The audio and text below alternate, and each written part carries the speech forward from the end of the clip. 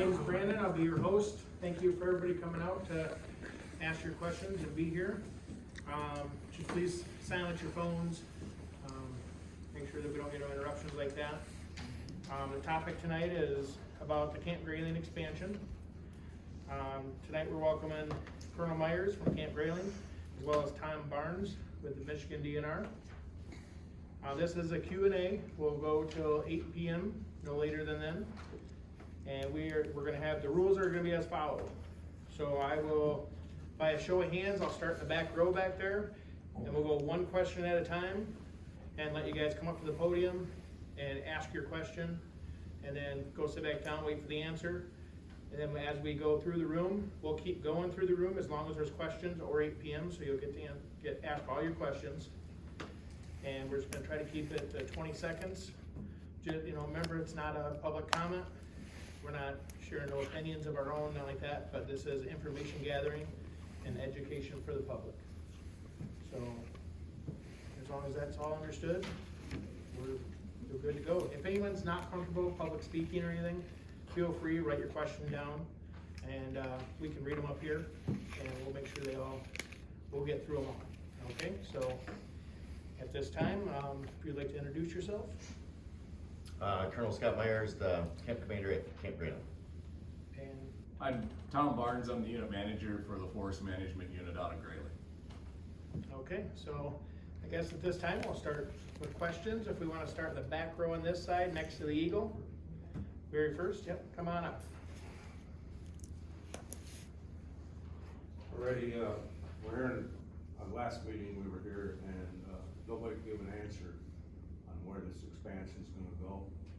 I guess my question is, where are you intending on expanding to?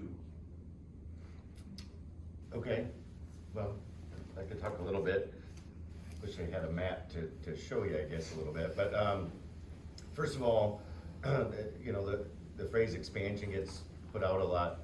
We're not asking for lands to be new Camp Grayling lands. We're asking to have training access within the shared lands of the public. So I would preface by stating that.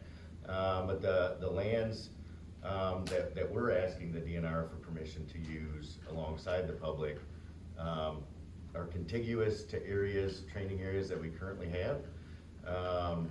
They go kind of all directions, I guess. Yeah, it would be, it's expanding further into Kalkaska County, so Blue Lake Township would have some lands in it. It's going further north of the North Branch in Otsego County. It's going over into Oscoda County for Greenwood Township. It's down into the west side of I-75, or actually US 27 into Roscommon and the northeast corner of Missaukee County. And those are the major areas. And there's outside the levels area, so it would be contiguous to what they have right now, meaning it would be the state lands that are part of the long-term lease lands out to that outer perimeter. So it's a tune of, right now, the original ask was 162,000 acres. That will get pared down if it gets approved to go to the parcel review side of it, and it won't be that big once it gets, if we go through that parcel review. Do we have to do our area? DeWard's already been pulled out. So, Okay. yep. Already? And there is, I guess, for the group, those that haven't seen it, there's an interactive map on the DNR website. Yeah, try and read it. I think it depends on your. Yeah, it's one of the downfalls with our technology and where our department's going is technology is better, but it's all a matter of what you're using at your home to access it with, and even my work computer has troubles with it, so I do apologize for that, but that's kind of the era that we're in right now. We could always print one off if it helps you. yeah, actually, if you want, you can fire up the computer. I don't have my computer with me. So. Is it right on the DNR website? Yes, it would be.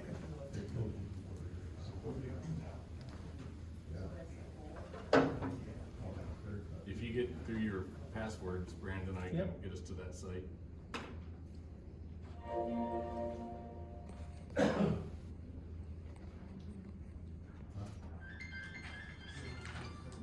Yeah, that map, you can't tell what's where.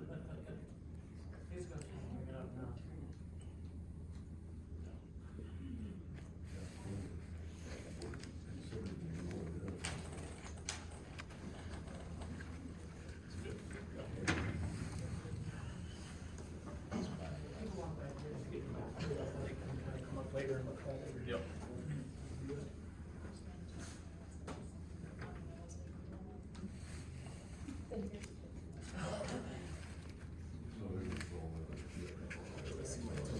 Yeah.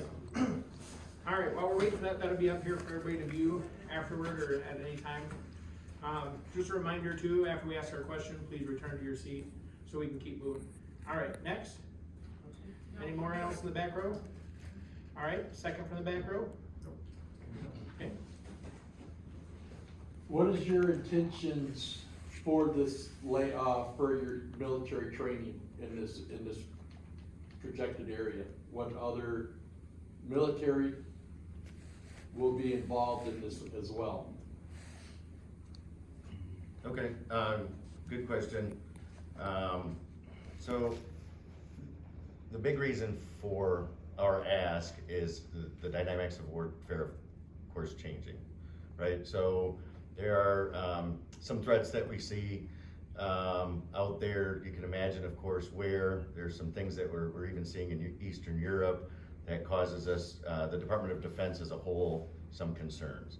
And unfortunately, from my perspective, and not just my perspective, the entire Department of Defense is shifting their warfighter strategy away from a brigade, how do I want to say this, how we fought recently in Iraq and Afghanistan, right? Things have changed with current threats and those who have different technologies, and how do we defeat those and train to win our nation's wars. So when we look at those threats and those challenges, some of those bigger things that we need to work our soldiers and our service members on when they train is getting in greater distances. So being able to push further out into the training areas, to stress comms, to stress how they're able to talk, to look at how well can they camouflage from a satellite, because peer threats have satellites and technologies, obviously that would be inconsistent with how we've been training against Iraq and Afghanis, right? So how do we train and put those forces to those rigors? So what we're not going to do, and I guess I'd start with that, we're not expanding any impact areas. We're not, have plenty of those. We're not expecting, no more live fire ranges. I have plenty of those. We're still using those. I don't want to say we won't, because we absolutely will. We're not, no more small arms ranges, no more tank trails. I have plenty of those. What we will be doing is sending out smaller formations of troops, wheeled vehicles. One day they'll be in one particular area, training in that distance, where we try and affect them, try and test their communications, try and jam them in those areas. And then 2 to 3 days later, they'll move, travel several miles away, and they'll re-engage and have us try and throw effects towards them, if you will. So it's not certainly a consistent use of every square pixel on the area, but what it'll do is it'll give units that are training those smaller organizations a chance to maneuver out there, do their best to hide, do their best to train, and then 2 to 3 days later go back. As far as other militaries, we train with several allied partners now. So as an example, this last year's Northern Strike, we had the Canadians were training with us, the Latvians from Eastern Europe were training with us, the Danes, Denmark was training with us, the Aussies training with us. Who else is here this year? So all of EU basically. Not just EU, we're also partnered with Liberia. Now they have a different type of training focus. They're obviously an African nation who's focused more on health concerns and the risks with the Ebola and setting up their democracy. So they train more in health and medical type stuff when they're here. But it is a portion of EU. Now typically we have more EU partners that come. This past year they didn't come because are they connected to FEMA? FEMA. Everybody knows FEMA. The emergency? Yeah. No, they're not connected to FEMA. Well, you're talking about Ebola and all these, Yeah. disease connected, Sure. so that's, Let's try not to do the lead-on questions, we got lots of Yeah, people to get. no, there's zero connection with FEMA, and we're not training with diseases with it, we're I'm just training on trying how to to get set down up. to the ingredients instead of the frosting, you know what I'm saying, so. I understand. No, we don't train with any of that type of stuff, we're training them on how to set up field hospitals, we train them on that type of training, so basic military skills as well with that type of country, but no, FEMA's not part of our exercise. Okay. All right, next. Thank you. So I have, I know you wanted to keep it to one question, but I want to just kind of throw this out there because I heard it in the beginning. So is this actually a lease to the military, meaning that you would have the rights to all the property? So that's the first part of it. The second one is really what I wanted to come up here for. So I'm in the area 1, which is around the Higgins Lake. I mean, it's such a large area, but the Higgins Lake watershed consumes a lot of that area. So right now you have an immediate need for the things that you've talked about. My question to you is, how will you ensure the protection of that watershed, not only today, but decades down the road, depending on how long this lease agreement goes? How are you ensuring the protection of that area? Okay, good question. I can answer the first one. So, you know, any lands that would be added to your current agreements would fall under what we call as a short-term management agreement or lease. The DNR has full jurisdiction on that. So we have the final say on anything that goes on there. There's a list of about 25 requirements, guidelines, restrictions, however you want to look at it or define them, on what they're allowed and not allowed to do. For example, no tank vehicle or wheel or tracked vehicles are allowed. They're to stay to the existing roads. There's no live fire sites there. In other words, their firing points can't be within that. So that's how that would roll forward with any of the new expansion area. Whatever that area and whatever that footprint is, the current agreement would be still in place, but then each one of those would have additional ramifications or additional guidelines, however you want to look at it. So does that also include that pulse technology? By understanding there was some training that was in regards to like pulse technology that's used to jam electronics and that? Pulse techno, I'm just not familiar with I'm that not really familiar with it phrase. myself, so I'm just trying to So- if it's not there, then fine. I'm just Yeah, trying so to- their training would be, you know, what they would do there, we don't dictate what that training is, if it's their electronic warfare or what. What it would be is what their footprint or their impact on the landscape would be, is what we have the guidelines for. So we do, I guess to expand on that answer, we do, you know, jam radio frequencies for our troops. We train them in drone defeats, right? We have, and especially that's becoming more and more prevalent. And we haven't trained the way we should in that, just because we haven't seen those threats as much as we have recently. And those are, when you look at the current drone busting technologies, they look somewhat like a shotgun, if you will, but they seize on that particular frequency and they'll bring that drone directly down, or the technology will return that drone to where it was sent, which then would allow us to be able to potentially exploit that. So if an enemy sends us a drone, we could potentially jam that, reprogram it to return to its location of where it was sent, and that type of stuff. So in this area, when we fly those drones, we do that type of stuff, we need to do it in combination for that particular technology in our restricted airspace. And Area 1 is not part of our restricted airspace. So that's not what we'd be training on, that particular area. To get to the second part of your question, protecting the watershed, we have no desire for that type of training. The DNR keeps us honest, they're the honest broker. To put it in perspective, or to visualize what we do, we're sending soldiers out, wheeled vehicles, some of them side by sides that just look like painted up military colors. Humvee driving out on a current existing county road. setting up a camp for a couple, 2-3 days, antennas coming out, command and control type element, soldiers walking in the woods, nothing for fear of a contamination of a watershed, certainly less than what you'd see with every other use in those areas. Okay, all right, next, anybody else in that row? Two-part question, will you be using the land year-round? If so, how much of our current roadway would you be using? Would you be using the existing roads with all your vehicles? The 2-track dirt roads, if they get more damage, is the county or whom will be responsible to help maintain those roads? Yeah, good question. So, year-round depends.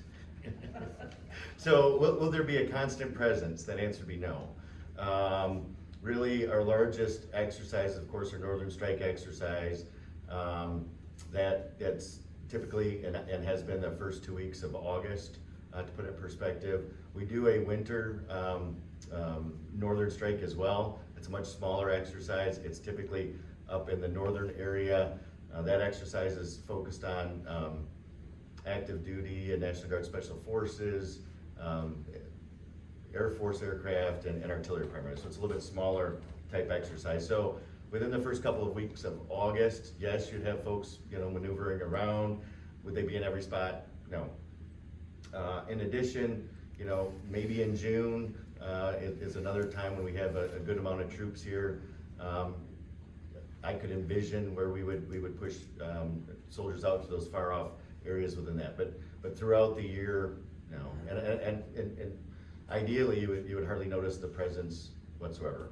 As far as roads, yep, we would be like the DNR directs. Have to utilize whatever current roads and existing trails exist in the county that are open to the public now. We do have the ability for those areas that are within our training space for road maintenance. So we do have our graders and our the dust mitigation. Engineers. Yeah, and so if something gets tore up, or we regularly send them out there to ensure they're usually in better condition than without us. And that's one of the few benefits that now I can't touch paved roads. I don't have the ability to do that. But we'd be traveling on the roads that we do. And in the exercise, we're limited in by design, of course. The camp's maximum capacity is about 8,100 soldiers or troops, because we have Navy, Air Force, Marines, all training with us, of course. But we're limited at the camp for about 8,100 on the base. And so realistically, that footprint would be diluted or spread out throughout the area. So you'd likely see less action on specific roads, but they would be out there. And if you see them, wave to them, ideally thank them for their service, ask questions what they're doing. But yes, would be That utilized. is to get the land though. Yes, sir. Okay, all right, next. I said ideally. I'm just wondering, I was here a few months back, and you've been having tons of meetings all over the place, and when you go to bed at night and go, Jesus, I'm done with these meetings, what do you think? 4 months out, 6 months out, a year out, before the decision's made on what's happening? So I'm the guy that asks. I'm not the guy who decides. Cause that's what I hear, nobody has an answer for. So I would venture to say that there will be a decision made on whether we go to the next phase, which would be the parcel review, I would say sometime before the end of the year. Then after that, it's just a matter of the stages and when they're finished. If this goes to the point where we see a finish line of yes, there's going to be an expansion, I really don't foresee anything happening before 2024, 2025, because we're still in that public phase public comment period. The next phase is really where the work's gonna begin, because we'll have to do our parcel review, we'll have to do our environmental analysis. The military will have to do the same thing. They'll have a NEPA process that they have to follow. That will be subject to public comment and public review. And that's gonna be probably what's gonna take the longest, because they're gonna have to look at 162, or whatever that footprint's gonna be, that they're gonna have to look at that where those people have never seen it before. We have decades upon decades of data already within our division that we'll be able to utilize that and work with our other divisions on our review process. So it will be a lengthy process, but the decision to move to that next step, I'm guessing will come I'm hoping it comes before the end of the year. So the decision has not been made? No. Not, No, there has not. And there are several decision points along that, right? So first part would be if the director allows us to go into the next phase, and then they get to work, and then they come back and say, hey, Colonel Meyers, we have to take out these lands, this. You know, this is a watershed sensitive area, we found sensitive habitats here. So they will remove all that, and then potentially that's where we would say, well, what does it look like then? Does it still meet our training objectives? And they'll look at the type of training we wanna do and ensure that it's compatible with that particular environment for each of those parcels. So there's more public comment time coming, but that's where you'll get all those details of what we're allowed to do in specific areas based on specific environments. And that's what would actually be the writing in that language. So we're just very early. Probably isn't the greatest analogy, but we're in the honeymoon phase right now. Once a decision made, that's when it'll get down to the Sounds like nitty-gritty. the decision's already been made. Nah, I don't think so. Okay, next, oh, one more in that row, sorry. And I don't wanna come off as being, brash about this, but, what's in it for the DNR to give the land up to the military for usage? It's I've referred to it as a net zero for us. It's a process, it's another use of the lands. We've had 40 years of the short-term lease agreement that they're currently in. We've had the long-term lease agreement that's been in place since the late 30s, early 40s. So, from our standpoint, it's a proposal that came to us, just like oil and gas exploration. Yes, we get monetary value from that, but it's one that we evaluate. So, from our standpoint, it's, at least from my standpoint, this is Tom, it is a net zero. There isn't anything that's positive about it or anything that, is negative. It's a net zero at this point. We've got timed out on your computer, Brandon. No, it's okay, we can put it up later. Okay. All right, next. I have a bunch of questions, but I'll just. Yep, one at a time. One for him if I can. My name is Monty Bolus, I live in Frederic Township. And I've been following this very closely. This is about the 8th meeting I've attended. I just listened to you answer that gentleman's question and tell everybody in this room that in Area 1, because you have no restricted airspace, you would not be engaging in electronic warfare. That's what you just said to this room. No, I said he wouldn't be flying drones in that airspace. That's not what you said. That's Keep it to not a what you question, said. That is not, to be clear, that's not what you said. You said you would not be engaging in electronic pulse types of training. That's what you said. My question to you is this: where presently is your restricted airspace? It's over areas, Is it east of I-75? yes, Is it west of I-75? no. Okay. Well, Greenfield. yeah, there is a little bit around the A Springfield. little bit. And there's It's a little bit west on, of I-75, but predominantly 95% of it is east of there's 75. 42 on out, I mean, there's a little bit over by the impact area of Range 13 for sure. But yes, most of, The vast majority of it is east of I-75. true statement. You've told us that the reason that you need this area, this expansive area, first you told us it was because you needed space. Space would be like all the area in this room, that's space. And then in more recent meetings, you said that you needed that area because you needed more distance. It isn't the space that you needed, it's the distance that you needed. You just told this gentleman that you wouldn't be engaging in, you just told this this is leading to a question. You just told this gentleman that you wouldn't be engaging in electronic pulse above the ground technology because there's no airspace, there's no restricted airspace in Area 1. Yet there's no restricted airspace in any of the other areas. So how are you going to engage in electronic pulse training if there's no restricted airspace over any of the land you're talking about? Okay, to answer your question, and maybe I needed to clarify my answer to the gentleman. I thought we were specifically talking about drones, when I was talking about drone busters, shooting down those activities.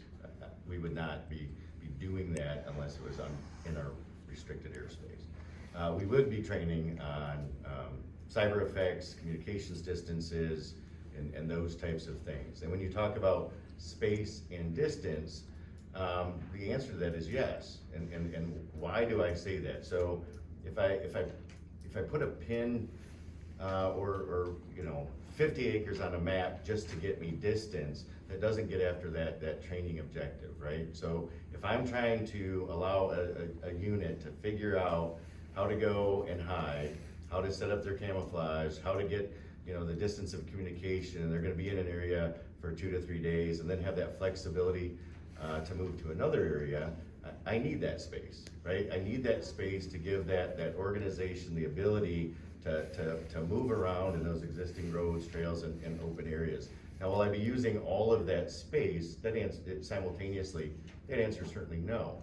So how do I get that distance and that flexibility to train that is why we talk about space. So the answer is yes to both questions, but it's not a simultaneous answer, if you will. So you can't put that in a box per se, because I'm trying to get those different training effects. So if I just want a distance, I could say, hey, there's a plot of land that gives me distance. But that doesn't meet that training objective of what we're trying to do with those elements. How are you going to? I would know exactly. But how are you going to engage in electronic warfare training, electromagnetic pulse, directed pulse training, in an expansion area that has no restricted airspace over it? Are you intending to expand your restricted airspace that is mostly east of I-75 over the proposed expansion area? Yes or no? No. No. No, we have no ask of the FAA or anything else to. Then how are you going to engage in electromagnetic warfare training? How are you going to? Thank you, Mr. Bullis. My question is, how are you going to engage in electromagnetic warfare training if you don't own the restricted airspace above the ground? So there's several ways for us to do electric EW type training, right? We can jam it with our signals. We can jam it with current frequency bands. We can right now identify units based on their RF signature. So just carrying around your cell phone in your pocket, or every time a unit keys up a radio, I can find out where that unit is and do that. And then we look at not only from an adversary perspective on what they do, but what could we do to fight that, right? So some new technologies we're working with right now, we can create faint RF signatures. So you create a fake signature, if you will. And so we do that through different sensors on the ground. We're working with some satellite technologies right now on what they can see, assuming that our adversaries have that same technology. So there's several ways of maybe, and I'm not familiar exactly when you say a pulse technology, it's just not common to the language we use. So I'm just talking about electromagnetic warfare technology training. Yep, and so EW is a vast array of what we do to train. It's not necessarily flying an aircraft over a particular area that would require restricted airspace. So Camp Grayling has no intention of expanding the restricted airspace, yes or no? Camp Grayling has not done any, My question is, does Camp Grayling Mr. Bullis. intend to expand the restricted airspace over the expansion area? That is my question. No. He answered it, no. Yeah. I already answered that, no. Okay. All right. Next row, I had couple questions here handed me. The first one's gonna be a yes or no question for Colonel Meyers. Will the groups of 30 to 40 fully dressed soldiers training on the proposed expansion lands ever be firing blanks with their weapons? Yes, I could see an environment where that'd be true. Okay. All right, continuing in this row.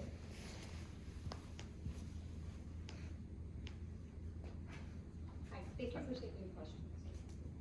I guess my question is, from what I've been reading, that private industries are gonna be brought in to be able to test their equipment on the properties, on the exposed areas.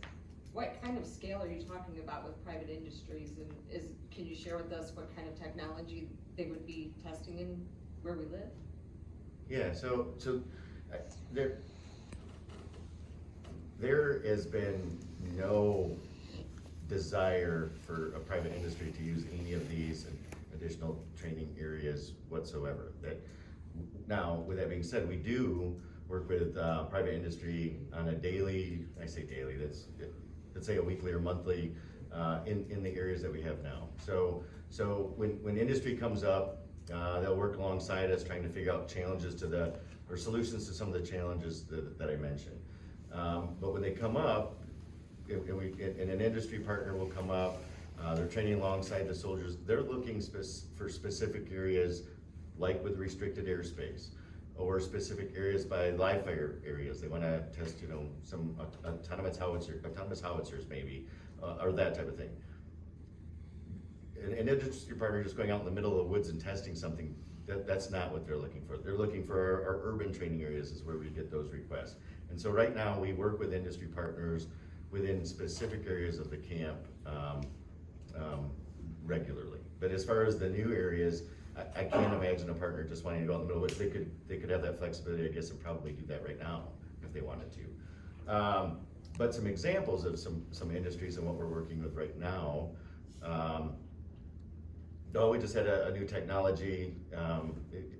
It was more of a medical device type technology, whereas a soldier in the battlefield can put up a VR goggle, almost like what you would see with the gamers that play and so an infantryman or a medic out in the field would be able to put on a goggle, look at somebody's war injury or even an accident injury, and be communicating with an ER doctor, surgeon, or a health professional at U of M Health Clinic, and having that doctor be able to provide real-time looking at the injury and how to do that. So that's just an example that was just in the last month. So now with that, and as we develop that, those technologies would also be helpful to rural America, right? You're out in the middle and having the technology of having a world-class ER person respond is technology that we're interested in. We're of course also interested in it from a battlefield type perspective. Our different weapon systems. We work with industry regularly on does this vehicle fit with the needs of a soldier, and what that layout looks like. And as we're developing new combat vehicles, what does the soldier or Marine or Airman wish they had? And so those industry partners regularly rotate into the camp right now. But as far as the new area, it's just not a demand. I mean, we just don't, nor do I see that as a demand. I see it in those specific areas. So the expansion's not meant for that area? Absolutely not. And Why did the former Major General of Michigan, the former Adjutant General of Michigan, that wrote the article in the Petoskey Review, say that area would be used by civilians? It's in the paper. I don't work for the former Adjutant General, nor is that our intent whatsoever, sir. Okay, so in other words, he was lying, he was misspoken. The former Major General of the National Guard, who wrote in the Petoskey Review that it would be used by civilians to test and develop weapons, he was misinformed. He was either misinformed or lying. All of the demand I have, and that's what I can speak on, is for areas within fenced-in areas, impact areas, or urban training areas. I have had zero interest of just being out in the middle of the woods testing. Then maybe you should write into that paper and correct him, because he has made people believe that area is going to be used by civilians to test and develop new technologies. That's in that paper. If you're saying that's not true, you have an obligation to correct it. I'm just saying I've had zero requests, and nor do I anticipate any requests from an industry to go out just in the middle of the woods, do that. Okay, ma'am, do you feel like your question's been answered? Yeah. Okay, all right, moving on over here, we'll start with the front row. Anybody in the front row have a question? No, at this time, no? Second row? Come on up, please. Colonel Meyers, you had stated that there was no backup plan for this. If it's such an important task for training and the nation and everything, how come there's no backup plan? Well, my backup plan is to try and get the distance, of course, what's needed for the warfighter. Our job is to win our nation's wars and to ensure that our service member are the best trained as they can be, right? That's my duty. And so when we look at those current threats from what I manage here at the camp and those challenges and how we build scenarios for people to train, this is what we need to get after that. So that's my answer. Okay. You're right, and when I look across the country, there's not a lot of backup plans either. All right, anybody else on that road? Wow.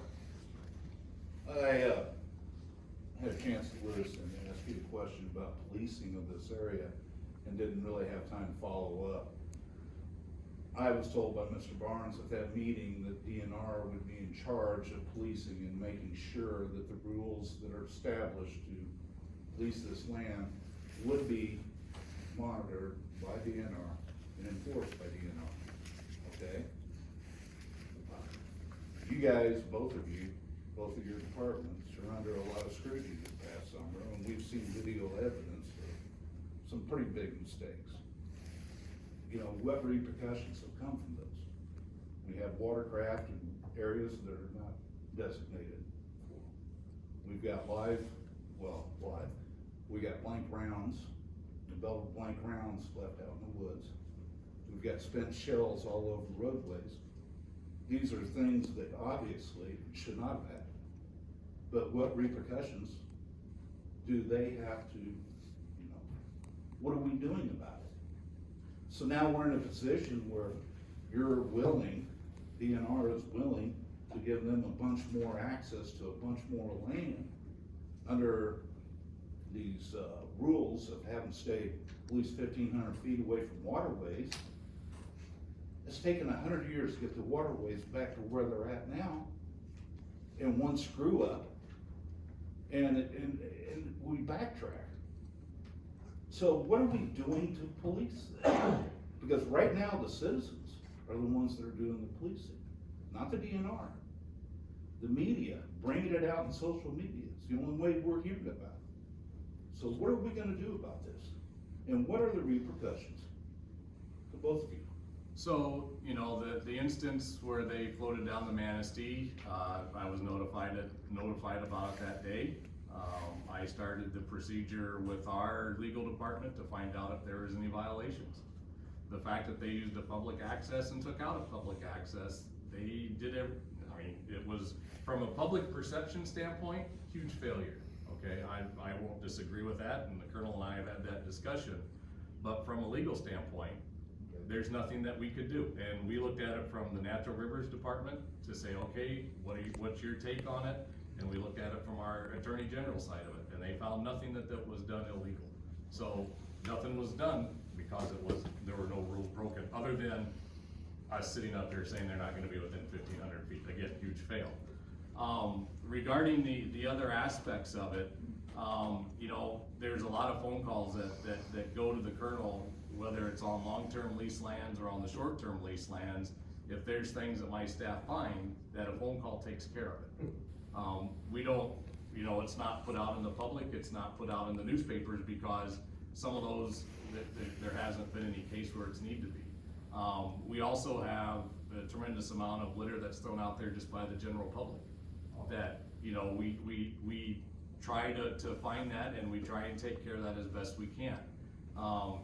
So there's a lot of things that we hold them to the same regard as everybody else, whether it comes to trespasses on state land, whether it comes to the littering of it.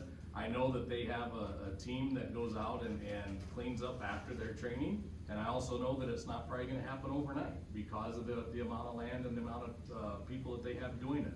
But it does. They're gonna have to have OVR stickers on their equipment too. They've never had to, Why not? Why don't they have to? You would have to bring that up to our legal, There's two sets of standards, okay? There is. Okay. They don't have license plates to run down our roads either. They don't pay for that. I understand this, You know. but from our perception, there's two sets of standards. If there is a PR problem, then that needs to be dealt with. Okay. The river was a PR problem. Yep. It wasn't a legal problem. Right. That was never rectified, because it's still in public perception that what they did was wrong, and why it was wrong. It also felt like, from public perception, that you've got a rogue group of soldiers out there doing what they're not supposed to be doing, which means that you're not policing your soldiers very good from the public perception, okay? Maybe this is all well and fine, but from a public relations point of view, it's not looking good. Yep, okay, so a reminder, this is question and answer, we don't wanna get into. Well, I tell you what, I spent 3 hours over at Lewiston to ask a simple Okay. question, and I never had a chance to get it, so pardon me. Okay, for- you'll get another turn, we just wanna And I make don't sure disagree with you on the PR problem. You know, Okay. I That have, can be rectified immediately. it should be, and that's where, you know, I have to follow my PR chains, and that went up through them to say, we need to get on top of this and say something, and that decision was never And done. to finish the question, can you answer about, on your end, about policing, as far as? We do, now, the specific instances you saw on social media, there were folks right there as was happening, and we do send up teams, right? So we do, within a couple of days, after our largest exercise, Northern Strike, it took the team probably about 8 days following that to go out and specifically walk each of those training areas and police them up. And the units themselves police up those areas as they rotate out. Now, when they're in the heat of their training, they'll move from here to here to here. They're getting that training, and so is there a moment there where there's gonna be potential debris left behind? Absolutely. Now, within a couple of days, however, they go through, and then our environmental team goes through to ensure that the unit's cleaned up after themselves, and if not, we call them back out there to do so. That's also when we go back, and the earlier question on roads, if any of the roads look like we can grade and all the other stuff. So there's a very deliberate process at the camp after a training event to And the ensure. live dummy rounds? I'm sorry? The live dummy rounds. The belt, the brass, exactly not right. spent brass, but we're But, talking about. and you get that throughout. There are folks that hang out at our ranges all the time, and as soon as we're off, they're policing up that brass for resale value or whatever. There are pickers out there while we're training, waiting for us to evacuate a spot to pick up the brass, for sure. So that exists. And as far as other dumping, I heard the comment, Tom made it. I send out large crews in the spring of every year, with several 10-ton trucks, and there's refrigerators and tires and mattresses and couches, and we spend a lot of time cleaning up those training areas of obvious mess that we didn't make either. So we're trying to be good stewards because we wanna be out there, and prove to the public that we deserve to be out there. So we absolutely try and be good stewards, on those lands. Okay. His question needs clarification, because Tom Barnes just said that legally, they did nothing wrong by going up and down the river with guns. Right. That's what he just said. So legally, they did nothing wrong. So in other words, because legally they did nothing wrong, if they wanted to do that every single day from now on, that'd be fine. Yep, That'd be fine. yeah. So then what good is if the they then use what it- good is the 1,500 foot Sorry, setback? can I answer your question? What good is the 1,500 foot setback if legally they can go out from the rivers, if legally they can go out and float down the rivers in rafts with guns every day? Correct. That's my, clarify this question. I did. I said there was nothing legally done wrong. Had So they then had every to- day they can go out and do the same thing. Can I answer your question? No, answer his question. Well, if you would quit interrupting, I would.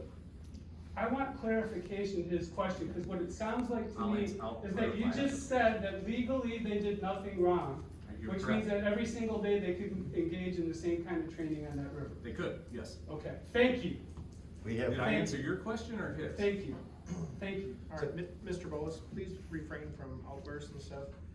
If it continues, I'm gonna have to ask you. And I want to leave encourage the building. audience to ask follow-up questions when conflicting things are said. That's why we're here. Mr. Bolus, I'm gonna encourage you to ask another question when we get through another round. I'd like to get everybody through and continue as long until 8 o'clock, so. All right, anybody else on that row that has not went yet? This one? Yeah, next row? Nope, yep, next row. I don't know what row I'm in. Yep. Not the front row. No, I did not want to be there. Never have. Me neither. Actually, I hope they'll get back, because I do have a follow-up question actually on one of his, sort of. There are a lot of rumors, you know, we out here in the hinterlands, you hear things, you hear all kinds of things, and you don't really know what's true. To follow up on his question on actually I think it was her question. When you say there is gonna be, that you have gotten no inquiries from other private industries for more testing, but that doesn't mean that it couldn't happen in the future. So is there any restrictions on what this land can be used for in the future, other than what you say you might wanna use it for today? So, I might need to clarify again, we regularly have industry Yeah, I in know. our space absolutely today. And I have plenty of availability for them to come do that, and we regularly schedule them. So I don't want to have you leave the room thinking we don't work with industry. We absolutely work with them on a regular basis. They supply our stuff. Absolutely. Okay. And technology and all the other stuff. As far as compatibility, when or if, I should say, the DNR approves the next step, they will list in there what we're allowed to do and what we're not allowed to do. And then that's able to be reviewed by the public again. So that's ongoing as you're going through? I mean, It hasn't started you can't yet. just change what your use is? No. Right, exactly right. So they'll list out, you know, like he mentioned the common ones. We can't, you know, build a structure, you can't put any fencing, you can't build a firing range, you can't build tank trails. I mean, those are just common agreements in the short-term lease agreements that we have. And then every year, he may or may not be more restrictive. So if something comes up, hey, we just found a new Kirkland warbler habitat. That'll come up, that'll be on a no training area, even within our short-term lease agreements now. So every year the DNR continues to look at that and make adjustments based on the ecology and what's compatible with the environment. So to expand for a whole new other type of use would take a whole nother agreement, and then I'd be up here again. All right, thank you. So like the training restrictions that you brought up, those can be added on an annual thing. As far as major changes to the agreements, those would come up at the renewal time, whatever that time frame would be. So if it's a 5-year renewal, that's when any major changes would come in. If it's, you know, our current one's 20 years, it was renewed in 2018, so nothing new would be added to it until 2038. Okay, so once you've got a lease agreement, it goes till the end of that lease agreement, it cannot be changed like annually? Right. They review the lands annually for environmental considerations that ensure that we're compatible with whatever we're doing there is compatible with that particular environment. Okay. So we usually get more restrictions, and sometimes sometimes it'll be a limited restriction. There'll be a new set of eaglets hatched in a particular area. We'll avoid that area for training. Once the eagles get to a certain age, then we can resume training in particular. So some of it's temporary as well. All right, thank you. Okay. All right, anybody in that row? Anyone else? Being a local business owner that relies heavily on ORV and snowmobile trails, we're greatly concerned about what effect that may have to our businesses. Are any of those trails getting shut down? No. Any activity that is currently permitted will continue to be permitted. There is no mechanism within the short-term lease lands to have any closures or restrictions. That area is limited to the area east of I-75, referred to as a long-term, where they have the gates and they have their live fire training and the safety fans are located there. So we are in the process of working.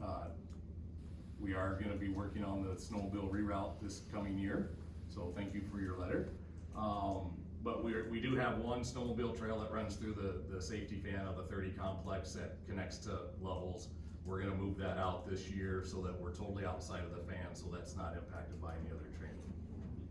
And would there be any way to get funding to help the snowmobile trails in the winter that supposedly has state funding, but the funding never gets released, and our snowmobile trails are horrible getting to this town from, So, Grayling and, heading west. Yeah, you would have to work with the Parks and Rec Division, they're the ones that oversee the snowmobile funding of that. But if this goes through, can we maybe get some funding? You guys got all this so money. one of the few. I'm not asking that much. No, so I can't bring a lot to the table. Yeah, everybody thinks they do, but, one of the few things we can do, so there's a handful of what I would call better than net zero, how he defined it earlier. That is, you know, if it's roads or trails within what we consider training space, then I can use, federal assets, with our groomers and our folks to come grade roads and stuff like that. If there's trails for side-by-sides or snowmobiles within that whole scope, then yes, I can use, folks to help clear some of those and do that thing. Now, I still have to be under the watch of the DNR. I can't just go out and willy-nilly do that type of stuff. They would have to approve that, and typically in that particular example, the Snowmobile Association would have the ask, it would flow through, then there's a formal ask process for that.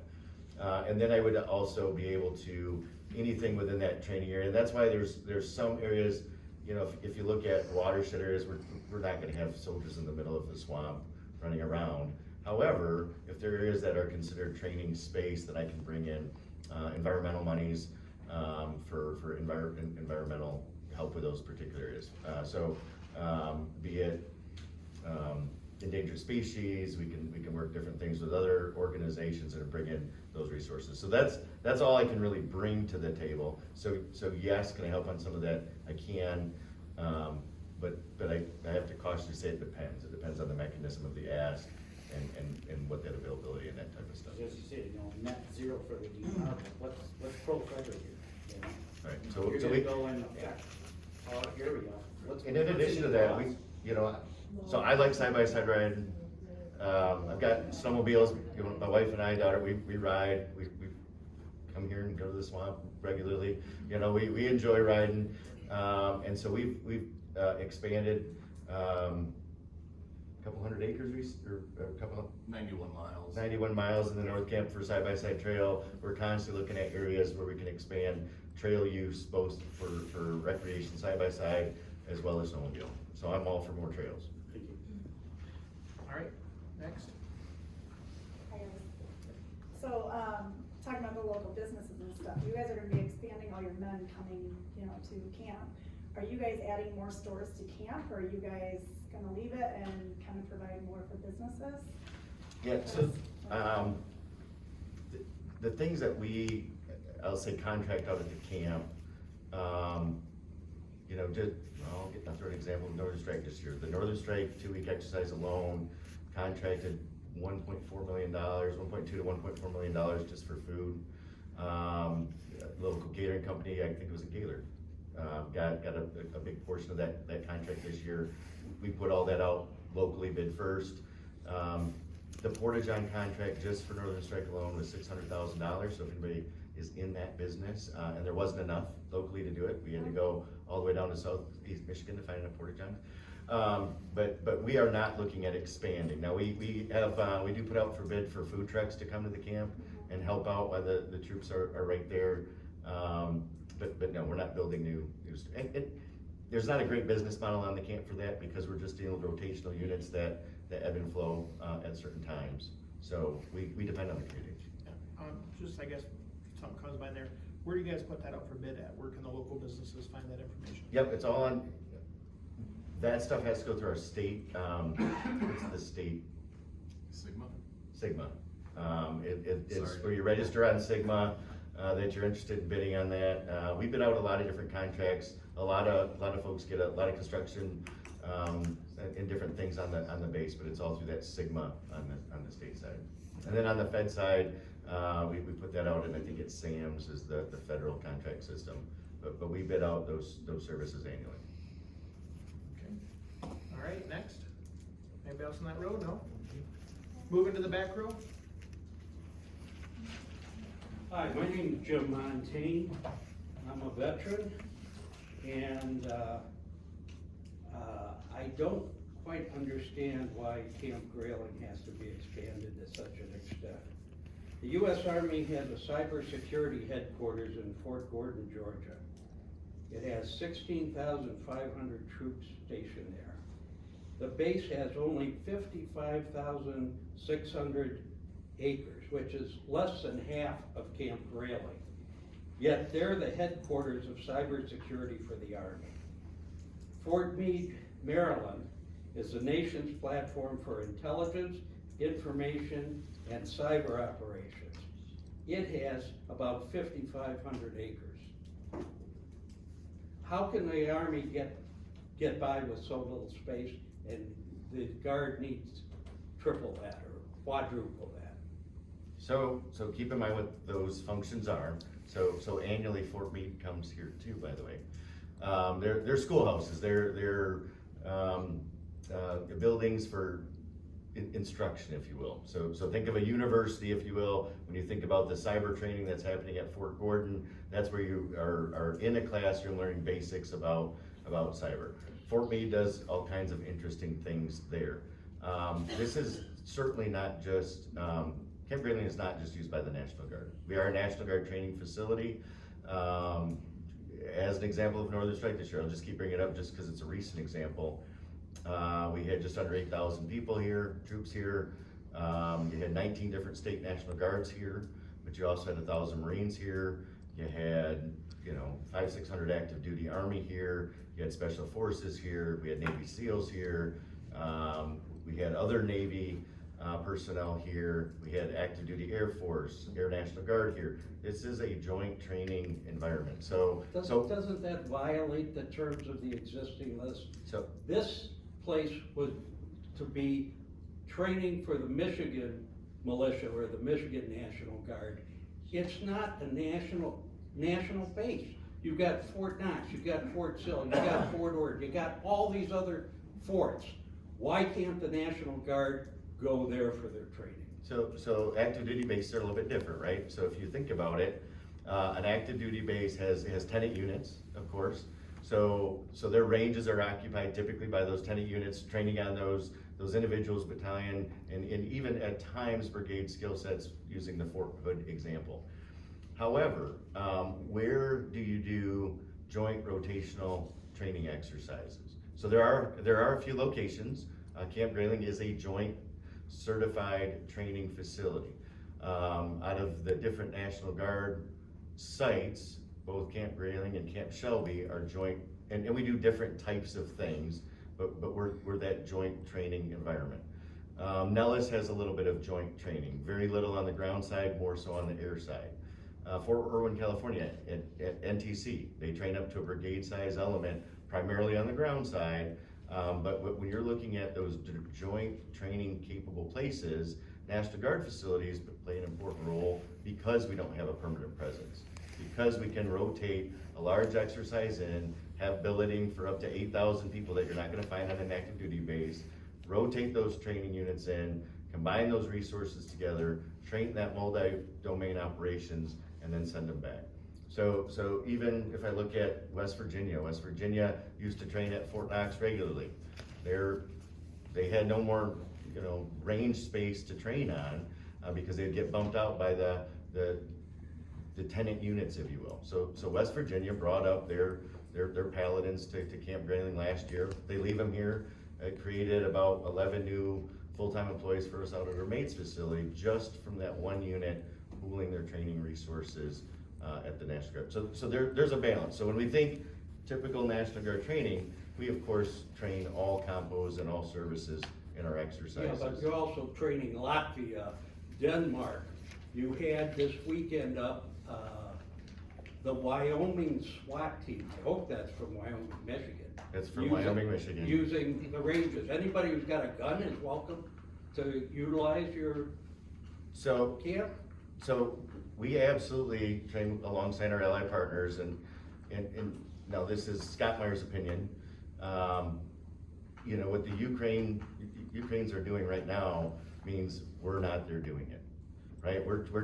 If we can train more allied partners to be able to fight, that means US soldiers don't have to go everywhere to do it. So I'm all in, and wherever we go in the world, we'll have to deploy with those allied partners, be able to communicate with them, be able to provide coordinating effects with them. So if ever I'm side by side with a foreign partner, I want to make sure that they know what they're doing. And so we absolutely have an interest. I agree with you, but this is National Guard, this isn't regular Army. It is, and that's what I'm trying to explain to you. It is not just a National Guard. We train all compos, all services, not just the National Guard at the camp.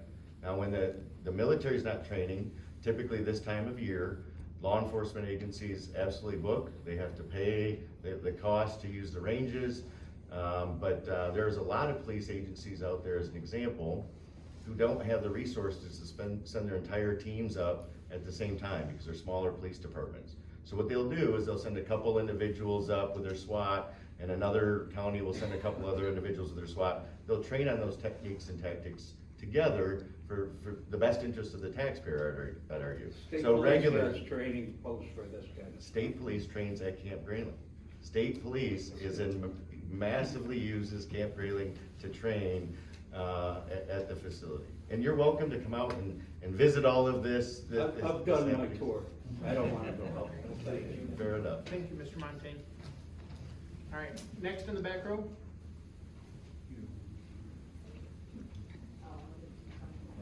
I'll do it. Go get them out.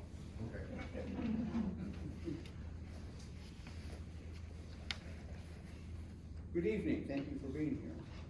Gotta go through my notes. As of right now, the Michigan United Conservation Clubs, Anglers of the Osago, Trout Unlimited, the Sierra Club, the Upper Manistee River Association, and an organization called Flow, which is for the love of water, along with the County of Kalkaska, whose county commissioners voted unanimously to oppose the expansion, as well as Bear Lake Township, Lovell's Township, and Beaver Creek Township, and the list is expanding. I guess my question is for Brandon. I am not speaking on behalf of our board tonight. When will you take the vote? This is not our board meeting, I understand. and if the vote would have to be called by one of our board members at a meeting. Okay, all right, thank you. Just wondered.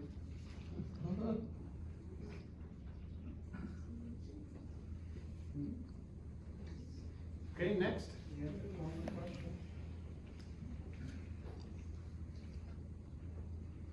So at the first meeting I went to, I was told you would not get any closer than 1,500 feet ever to the river or any watershed.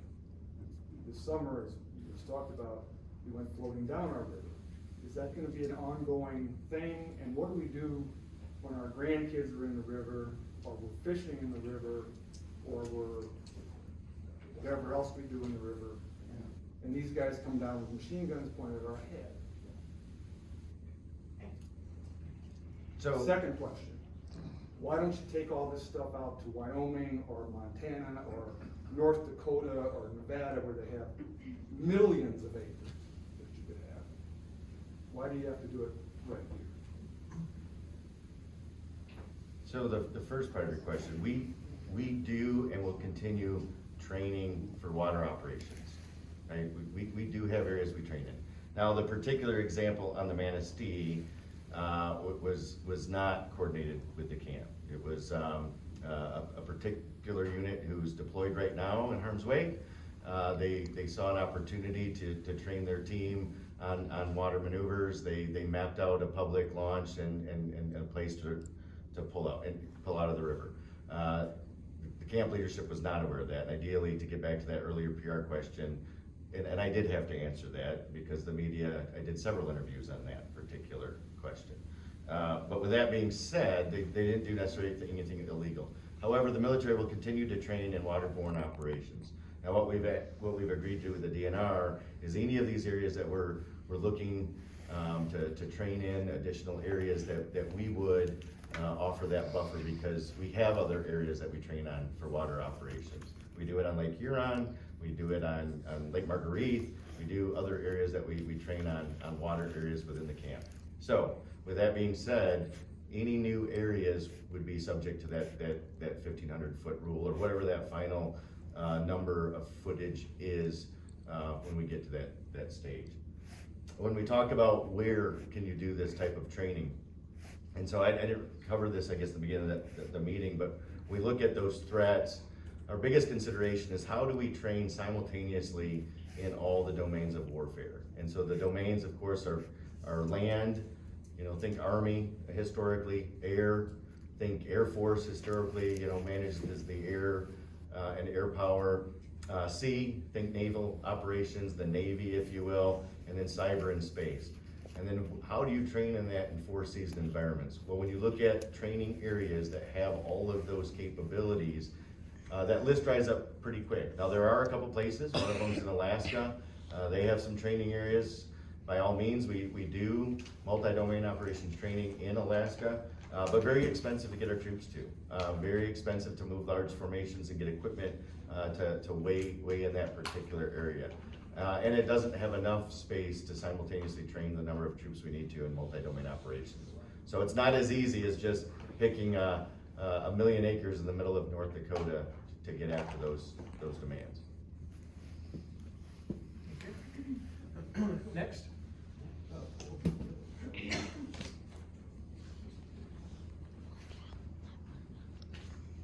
I think I've kind of heard the answer to this question, but it's been bothering me kind of for a while.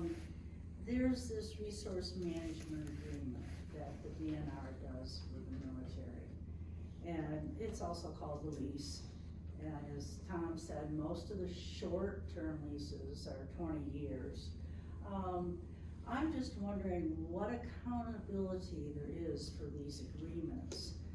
Like, and what kind of goes into these agreements? Like, when is the land used, how it's used, the number of troops that are there, is that any report, is there any report that is in regard to the use that is reviewed and evaluated? Because from my observation from living here for a few years is that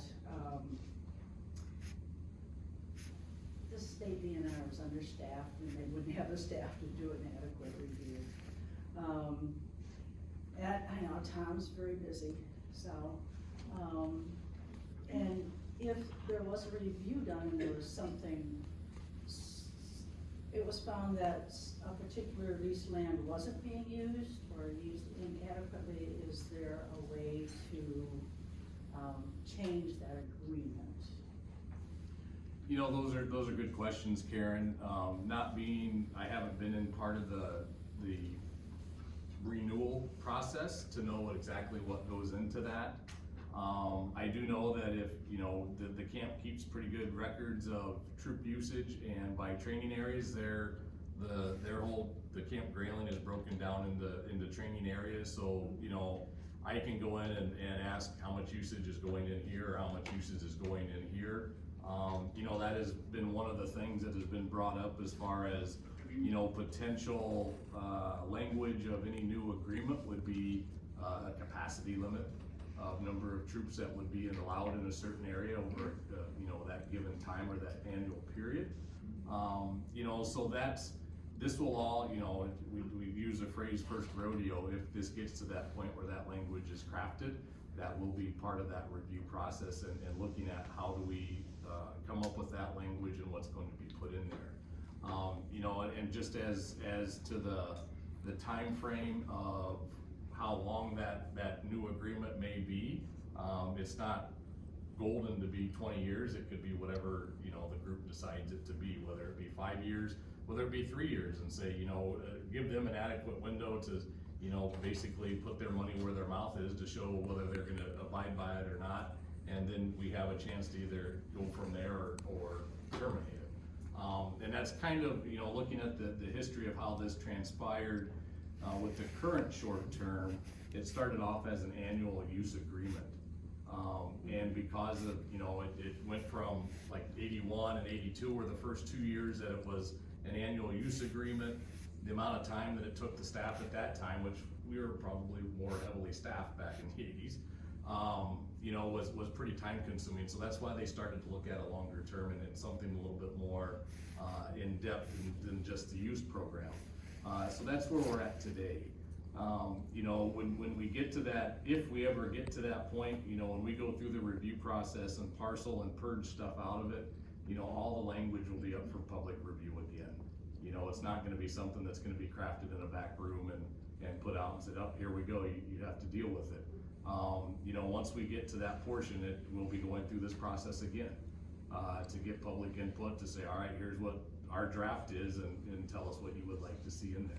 And that's, you know, part of the benefit of meetings like this is hearing the concerns and saying, okay, that is something that we could put into it. You know, there's the concern about the private industries using these lands. I could see that easily going in there and saying that won't be allowed on this expansion area. So, you know, there's a lot for this to be formed. It's part of the public process. It's a part of involving the public, and we'll do our best to accommodate that when that time comes, if it comes. Yeah, it just seems to me if there's an evaluation of what land is used in the first few years, then maybe that could all be narrowed down into what is actually going to work for what is being proposed for, rather than having a blanket, we just need this much land. And maybe you only need 1/3 of that much land if you find out what works. So, thank you. Okay, anybody else there in the back? All right, so we have about 48 minutes left, so we'll try to keep rolling through. Starting back where we started last time. Anybody in the back row have another question? Okay, next row up. Come on up. So I took an oath and I was proud to serve my country. You brought up countries that come here to train. I'm surprised that you mentioned Ukraine, even though I know the backstory on all that scenario stuff. They have not been to Grayling to train, by the way. I use them as example. I don't have any record of Ukraine training here at Camp Grayling. I hope not, because they're Nazis. They have not trained at Camp Grayling, regardless of what you're talking about. Would UN or NATO be involved in the training here at Camp Grayling? We have not had, you're talking about the blue helmet? Yes. They haven't trained here. I can't. We work directly with chiefs of defense of specific countries to train alongside us. So we don't bring in UN troops to train here. Nor NATO, because they're just as bad. Well, all these countries fall under NATO, you know, including us, right? Well, NATO's got their own branch. But as far as those individual countries who are members of NATO. But yes, we fall under the NATO alliance. Yes. But NATO has their own army. So NATO does not have their own army. They have their own army. They don't. Yes, they do. Okay. Okay, next. So I'll make this real quick. So the couple things that I heard on the lease agreement. So as the short term and long term, if you have different requirements, okay, so right now you're having these requirements, but if that changes, how does that get communicated? Because in a lease agreement, you can have an addendum, right? And in that addendum, if we say, look, we're looking to train on something else, and you have to go and decide whether you want to do that. Does that go out, or how does the public get notified by that? And then and I just want to make a kind of a question around the 1,500 foot around the Muskegon River thing. So I look at the 1,500 foot as a rule, right? Or I don't know if it's a general policy, but I think what I hear here is the accountability, right? So the part that I think that I'm confused on is that there was a rule set in place that was, and I believe it was broken. I think I understand that. And I think the understanding of people is what is the accountability for those kinds of things that happen. And I think that saying that it's a public access and that you didn't do anything wrong, I can can understand that, but if there's a rule set in place of 1,500 foot, how does that, if it's a rule that doesn't get enforced, then why have it on the books? That's, okay, thank you. Yep, so to answer your second one first, currently, and it's probably not gonna be the best answer, currently there is no setback from the waterways for them to train on. So the 1,500 would be moving forward as we continue on. Was it bad faith? Yes, it was. And so, you know, all I can go with is the rules. You know, when people are calling me saying there's a violation, it broke the laws, that's all I can go on, are the laws that are on the books. If you don't like the way the natural rivers is administered, that, you know, that this is allowed, then work with the natural river groups and, you know, work to get that changed, which, you know, that neither here nor there as far as, you know, what we're looking to do. So, you know, that, you're right, anything going forward, it would be something that we would have to discuss very seriously, is saying, all right, this is now in place, you said you weren't gonna do this, you know, what is the ramifications of that? That, you know, we'll ever see if we ever get to that point. You know, so that's where we're at. And your first question, I apologize. New training agreements, how? Yeah, do we go? Oh, so, yeah, so the long-term lease, you know, that one's never even looked at. I mean, that one, the way it was written is, you know, there's no modification to that. With the long-term lease land, which is about 60,000 acres, which is that area, like I said, east of I-75, north of North Down River Road, pretty much. That is, military training's #1 priority. We are still the owners of the land, but, you know, our management has to coincide with their training. So, you know, if we do any type of timber management there, the military is part of that decision-making process. So on the short-term lands, it's the opposite. You know, we have full jurisdiction. We don't let them know what we're doing. We don't have to let them know what we're doing. We can manage as is, and that's the way anything new would go into it. As far as the amendments, you know, and the process that we have now, as with any of our lease agreements, whether it be oil and gas or the military, if there's any changes to it, no, that does not have to be put out to the public. Any changes would have to be signed by the director. You know, if we did an amendment to the current lease language, then that would have to go up to our director for his final approval before that would ever be changed. And none of that, and I apologize, it's not anywhere that's public information? It would be FOIA-able. Okay. It's not something that we would Understand. I just have wanna a meeting understand on, what the here's a engagement change is. that's going on. Okay. And even at our annual short-term lease discussions, I don't believe we've ever asked them to be long-term leases or.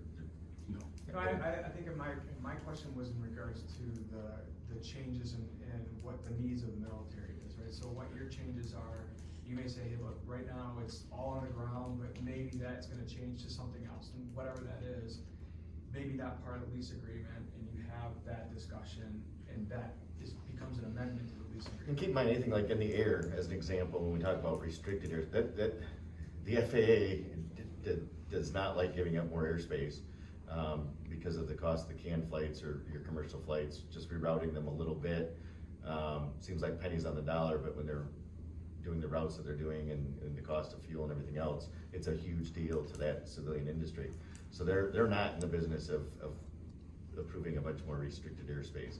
Now, we're changing elevations on a little bit of ours, but trying to expand restricted airspace is I would say almost unheard of in the land of the FAA right now.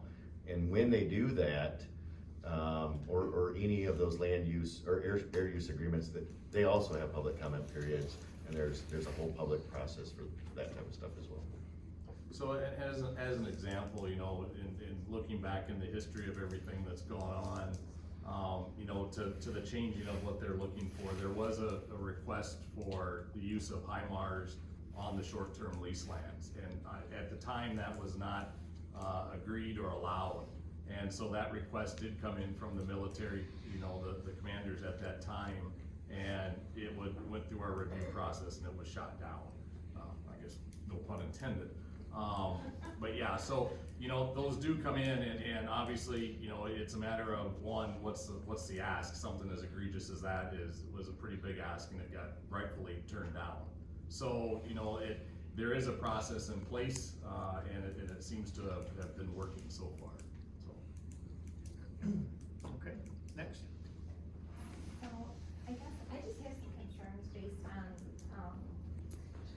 the type of testing that's gonna be done with the frequencies, and, you know, what impacts will they have to the community and the residents in the community of the frequencies that you're gonna be testing at? Has there been research done on this? I mean, we constantly have things come up today about things that happened 40 and 50 years ago that the military did with testing, or, you know, even with our own, pharmaceutical companies, right? We have pharmaceutical companies that come out all the time, oh, sorry, you know, we caused cancer, too bad, you're dead. You know, we have these risks in our society, and now you're wanting to bring this to probably one of the most beautiful states that we have in our country. And, I mean, you already have a huge piece of property, and you say you don't have enough space, and I just don't understand that. I have a hard time understanding that.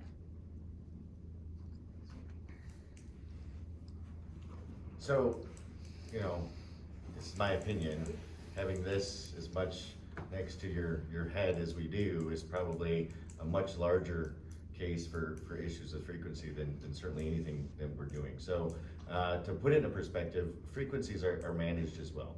And any frequency use that we do also has to go through an approval process outside of the camp, right? So we have normal frequency bands that we operate with our radios and those types of things. Other types of frequencies on the higher end spectrum that we use, that spectrum's managed.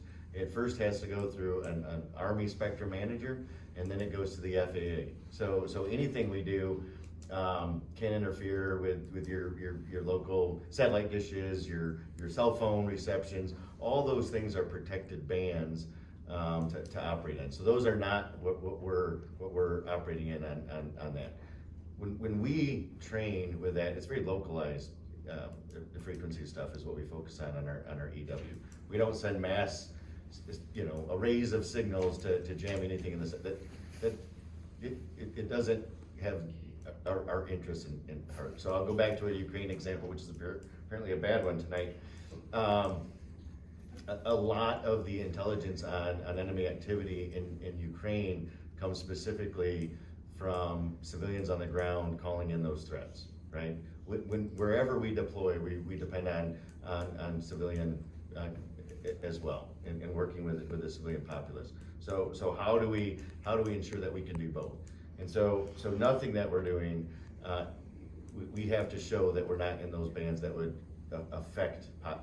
We can't affect the signals of the ambulance services, the police, your cell phones, your antennas for your dishes on your houses.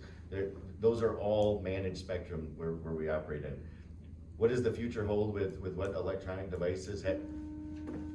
I would have to guess as well as you. I'm not certainly that expert, but my guess is having the RF signature this close to people's face every day probably has an effect that we'll learn about 4 years from now.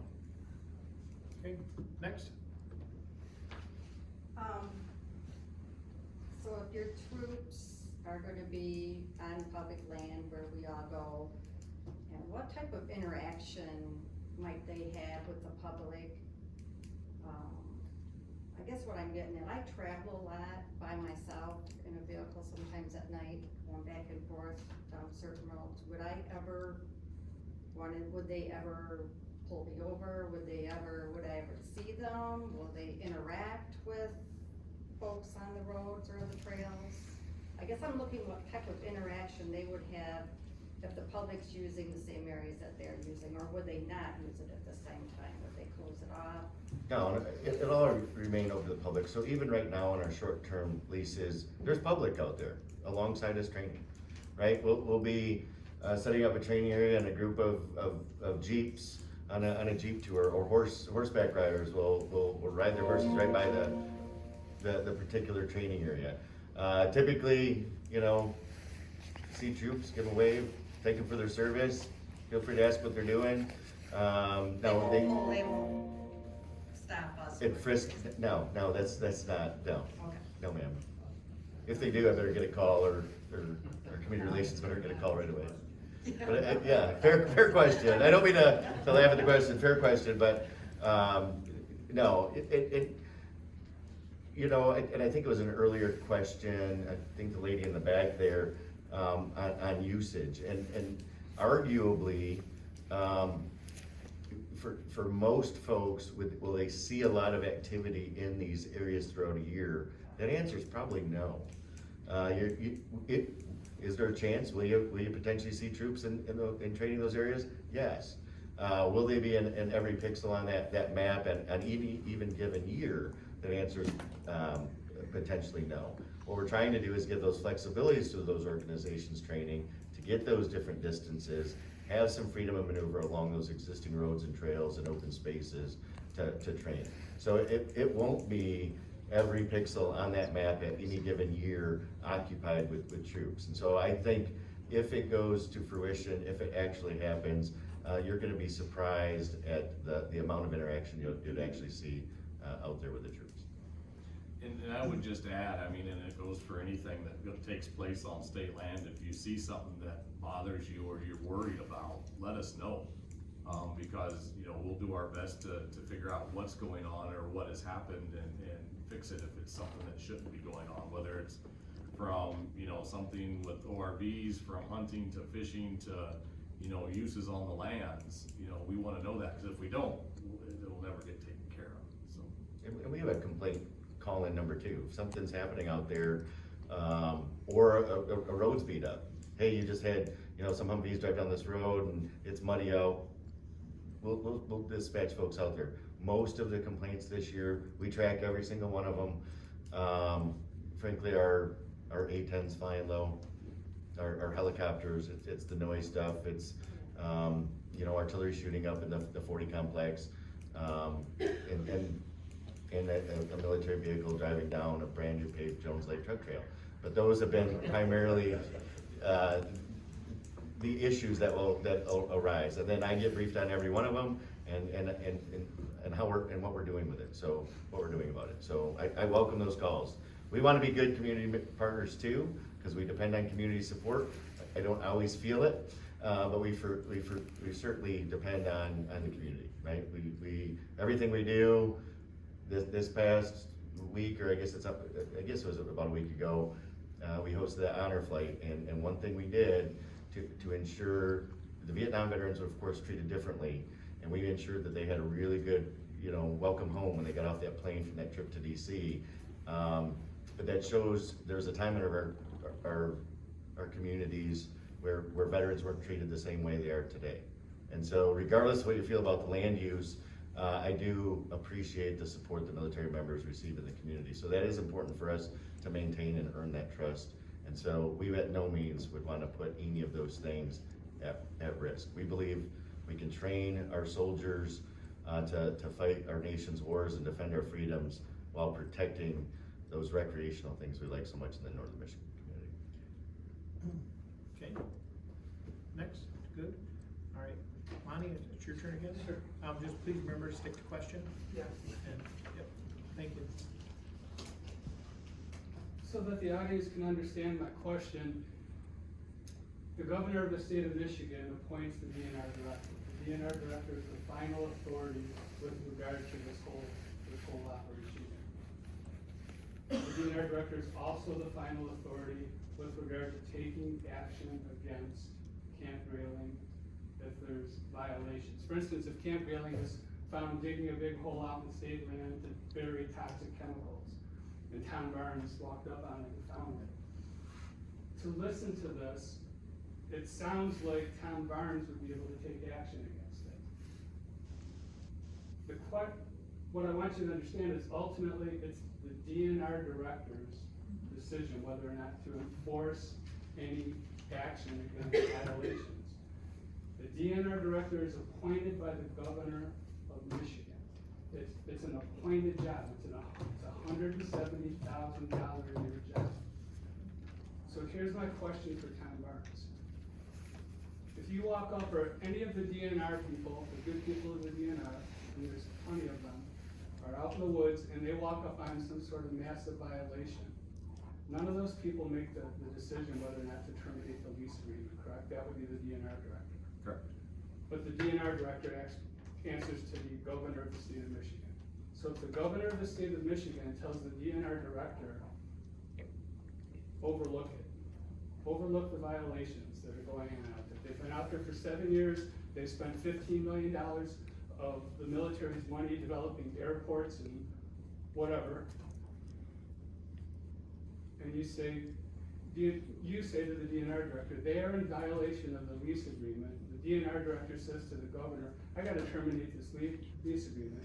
Ultimately, the governor says, you're not gonna do that. And then the DNR director, who's an appointee of the governor, if we apply common sense here, is probably going to do what the governor says to do. So when you say that there's authentic repercussions that could happen when there are violations that occur out on this proposed public land, there really isn't, because it ultimately goes to the governor.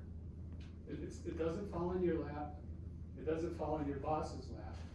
It goes to the DNR director, who's an appointee of the governor. So my question to you is, who ultimately would take action against Camp Grayling for violations? Who would ultimately make that decision? If violations occur, who ultimately would make that decision to terminate the lease, to take corrective action? Because in my experience, government doesn't usually take action against another faction of government, typically. One branch of government doesn't take action against another branch of government. So when you say that there's an authentic means to keep Camp Grayling within the use restrictions of the lease agreement, it's not making sense to me. It's not making sense to me. Who makes the final decision? Okay. Thank you. Have a seat and let them answer. We have about 30 minutes left. So, you know, there are instances where, you know, they've torn a road up that I've seen. I've called the colonel and said, you need to fix this. It gets fixed. In the scenario that you brought up, yes, the termination of the lease, that would be the director and or, you know, the governor, if it would go that far. You're right, it would be the director. And if the governor said, I don't want you to do that, that would be up to the director. I can't speak for how he would react.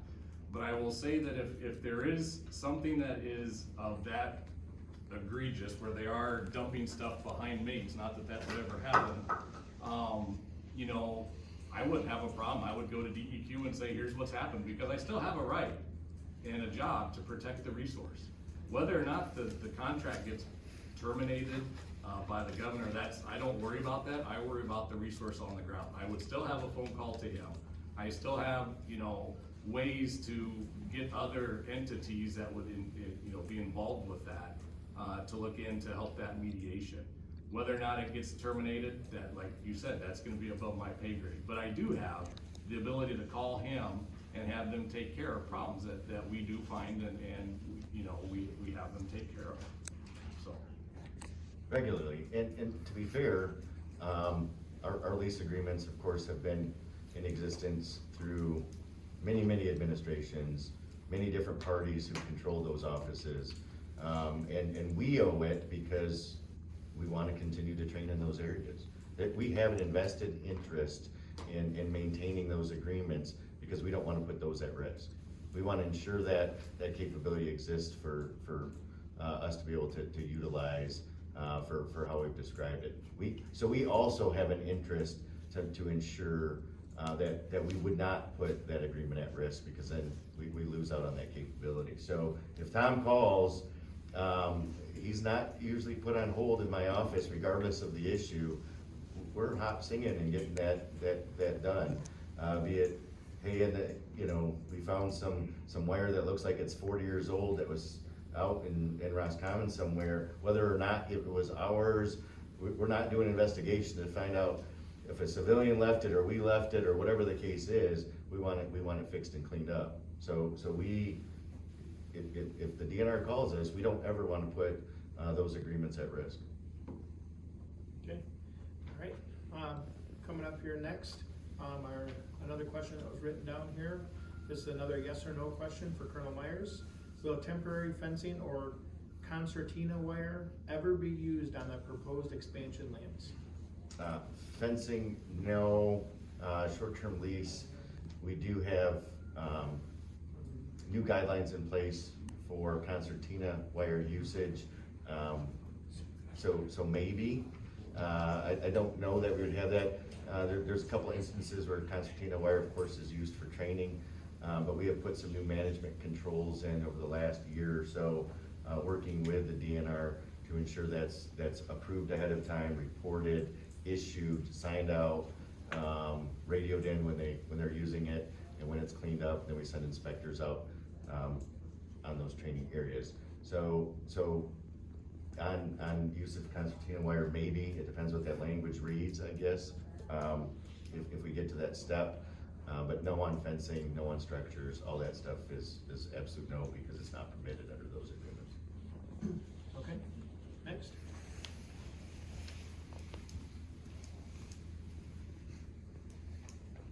This probably is a question out of my own ignorance, but I wanna know, what was the reason the last expansion was rejected? That I don't know. Does anybody know? From my understanding, it was more of how it was being perceived as, being rolled out. I don't think there was near the interaction with the public or even with stakeholders early on. So I think they were seeing it more as, the backdoor deal, if you will. That's the only thing that I can lead to why it was shot down like that. Other than that, I don't know. I find it interesting. It's not on record why it was rejected. It makes me question. I believe the military dropped it. The military just Yes. said. I believe that. That wasn't good. Okay, all right, next over here. Nothing in the front row, second row?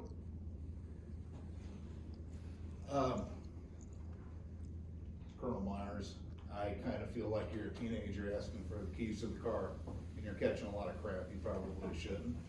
You're asking, okay? The DNR, at the Lewiston meeting, you explained the procedure was a risk reward assessment, okay? And your feeling, as you portrayed at that time, was that they were no more of a risk than the way the land's currently being used. Do you feel that's correct assessment of? Yeah, with all the other uses that we allow out there. Okay. I think, probably at least 90% of the people in this room are against this, and one of the other objectives of DNR is to kind of respect how we feel the land should be taken care of. You are acting steward of that land. I disagree with your assessment. I think that there's a bigger risk. So at what point I think at Lewiston, you also explained that your specific division took a look at the land, made the assessment, gave that assessment to Lansing, is that correct? We haven't, the only thing that we have done is categorize the questions on theme, on what they've come down, and summarize that for the director. Okay. Believe me, I'm not here questioning your knowledge of that area. I mean, you are the expert of the area, it's not that. But I disagree with how that process is going. I think there is a bigger risk than what's being portrayed. So how, as, citizens here, how do we attack that particular question, that particular petition against that particular ideology, that the risk is no more than what it is as it currently stands? Because in my opinion, I think that is the biggest communication issue we have. We disagree with that assessment. If we can sit there and show you why we think you're wrong, or your department is wrong, then the rest of this is moot. That issue is, yes, Colonel Meyers is a nice guy, his men are great people, they're going to do their damnedest not to damage the land, but yet they're going to use the land. They're going to be there doing things that Joe Blow doesn't do. I don't go up there on state land and go firing off machine gun blanks all over the place.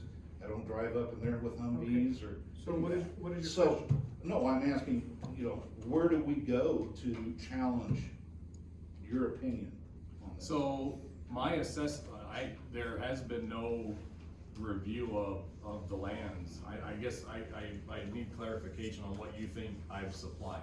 What I have supplied was taken the public comments, put them into categories, and supplied that to the director for his My decision. question is you said that, even tonight, you said it's a zero gain. Right. You're saying that the risk reward of that land usage, the way he proposes to use it, is pretty much equal. There's some risk, there's some reward, but overall, it's generally about the same as, I disagree with that. How do I challenge that assessment? Well, that's my opinion, and you can talk to my boss about it if you want, and I can give you his name, I'll be glad to do that. I've got his name, believe me. So, it's, when we go through the actual land review, it will be decided upon all divisions, whether or not they agree with the risk, being just as risky as oil and gas exploration or a logging job, or, anything else that we permit on state land. So it's all through all of our divisions that review that. It's not just the Forest Resource Division that looks at it and says, yeah, we're good with this, we're gonna approve it. Parks and Rec Division, Law Division, Fisheries Division, Wildlife Division, as well as our division, all weigh in on it. Not only from the locals who, the people who are comparable to myself in their respective divisions, but also those bosses, the next level bosses, and it moves up through the chain. So there's a lot of layers to that side of it. The challenge would be, again, if you don't think that I'm representing it properly or poorly for the Forestry Division, then I welcome you to talk to my boss about that. It's not a personal thing. No, I understand that, I'm not attacking you personally. No, I It's just understand. a disagreement. Right, but that's where you would challenge that, Okay. and like I said, it's one of those things that when I look at any project that comes in, I do look at what is that risk versus, what they're gonna do on that land. And, it's a huge risk that, we take in when we put any oil well into the ground, or any seismic, or anything else that we're doing. And, your groups have been very successful in shutting down the fracking and doing anything close to the rivers, which is great, because, I've said it before, that's my biggest concern is the oil and gas exploration. May not be what people want me to say, but that's how I feel. And I feel that, as far as the landscape goes, yeah, guys aren't doing much with machine guns, but when we do a timber treatment, we're doing a pretty big change on that landscape, which not everybody agrees with, especially when you're from Levels. And admittedly, we have hammered it, and, and that's where I do fight, because they wanna do more in areas like that. And it's like, no, we've hammered that. So, we have a pretty significant process, but when people ask, that's how I look at things, and this is no different. If you have, questions or have concerns over mine, I'll be glad to give you my next line supervisor's name and phone number, and you can talk to him about it. And that's fine. We're not always going to agree, and that's Okay, part of the beauty of it. Thank you, you've given me some good information, I appreciate it. Okay, all right, next. Anybody in that row? No? Next row? Short. Yep, come on up. Kinda answered my other question, but I kinda wanna just reiterate it, if that's okay. My question was, what makes our little corner of the world here so important to you that you need to double it for your work? And I think when you mentioned it, you said it was the fact that you have lakes and streams and woods and, I don't know, air and everything else. And that was the whole reason we're all here. That is why I'm here. This was my little piece of heaven. And to say I'm a NIMBY is not true, because I'm off North Down River Road. So I hear the bombs. I sometimes get air that comes from the bomb when it's really big. And I can name all the different guns. I know which guns are being shot because I can hear them. And however, I'm okay with it because you're part of us here in Grayling, and I don't know what we would do without the military, because it does employ so many people. However, we still want to make sure that this little heaven of ours is not impacted more because your impact is very large. And, I mean, to say there is nothing that happens there does not impact us is not true. It does. But we knew that when we moved here. And we lived with it. But our biggest, at least mine, his biggest concern is because of my absolute love of the river, my love of the woods that surround that said river. We worry about that expansion, and we are struggling to understand why you need so much of our land for your expansion. And we're all hoping that what you say is true. If you do get this, that you're not gonna turn around and change it tomorrow, and suddenly it's gonna be a different scenario. And I think we all have a little bit of, shall we say, skepticism. And not that you gave us that skepticism, but sometimes what is said today is changed tomorrow. And so that's why I guess we're looking for some kind of reassurance. And you are our people that are going to be doing that investigation. So I do appreciate that, but I guess my question is just to make sure that you understand how important this land is to us. And we always try to work with the DNR, and we have differences about how many trees need to go. But you know, it's, We do too, by the way. so anyways, it's sort of a question, but it's sort of not. So anyways, that's. I'll peel your onion a little bit if you allow me to. So why is this area unique? You mentioned the rivers and the small, so when we talk about the sea aspect, and maybe I didn't clarify it, and it's easier to do when I have a particular chart on it. We're talking the big water, you know, Lake Huron, the capabilities of larger ships that we use right now. You don't see all that here at Grayling, but how it overlaps into our larger exercises with Northern Strike as an example.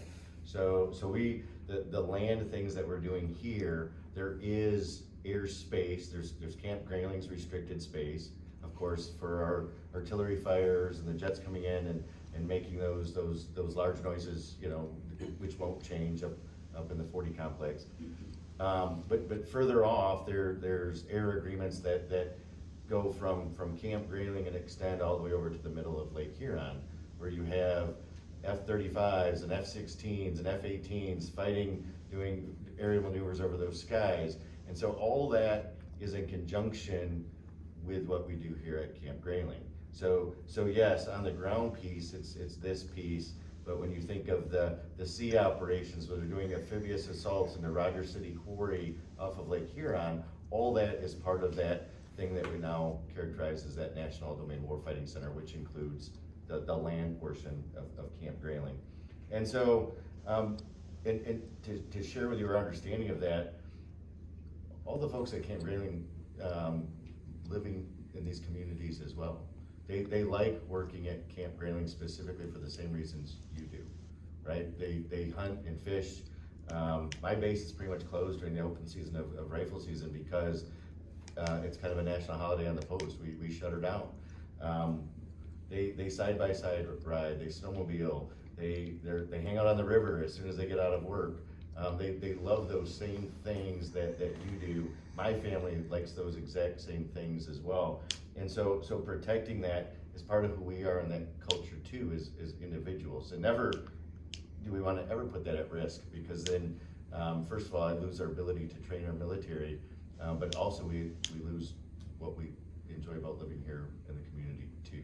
So we also as individuals have those same concerns, and I assure you, if I wasn't sitting in my chair, I'd probably be sitting in yours, asking whoever's here the same questions you are. So I can absolutely appreciate that, and I appreciate the involvement, and I don't say that. We look for areas to, how can I still try and get after those training requirements, to get after those challenges, while putting in mechanisms to protect those things that we love. So that's what we try and take most out of these, and write down notes on things that we can add to ensure that protection. And I understand the skepticism too.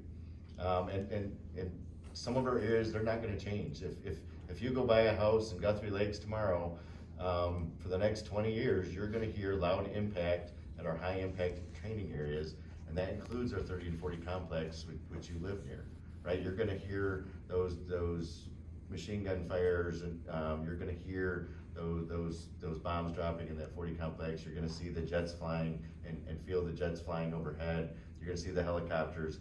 In these areas, we're really asking for much lower impact. And when we characterize as low impact, that's not a military training term. It's an environmental term on the impact we'd have to the environment. So I share that with you, that I absolutely appreciate your comments this evening, and we don't take this ask lightly at all, because we absolutely like the same resources you do. Thank you. You bet. Okay, we got about 10 minutes left, so let's try to move this along. Go ahead. Seems this is kind of all new to me. I hear Me too. A lot of people that are not in favor of it. You've got townships and counties all against it. And I haven't heard anybody in favor of it. And that concerns me. If everyone's against it, then why are we still here talking about it? And then, unless I misunderstood earlier, say this, you give an inch and you let them in. If I understood correctly earlier, the agreement can be changed at any time with your higher-ups. So therefore, there is a huge possibility that something goes wrong. We let you in, we say you can do this.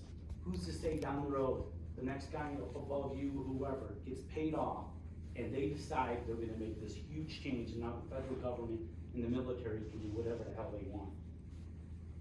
That doesn't sound like a give a little, take a little, you know, even whatever you want, whatever you called it earlier. It sounds like we're taking a huge risk here.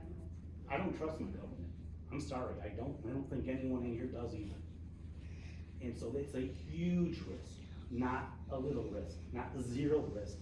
It's a massive risk. And not that what I'm afraid might happen, I know you don't want to happen, but who's to say it doesn't happen? 10 years down the road, you're retired. So what We may be leaving that in your one question? person's hands, you know, the director of the DNR or whoever. And that's a hell of a risk to take. And I don't think it's worth it. Amen. Okay, next. We talked about the guard being a good neighbor. I live on Riverview, which is the west side of the Manistee River, south of 72. And I get the full blast of the small arms range.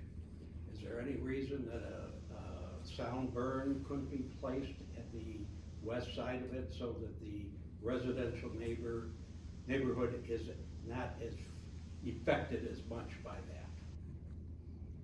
I know you can't give me an answer tonight, but it's something to think about.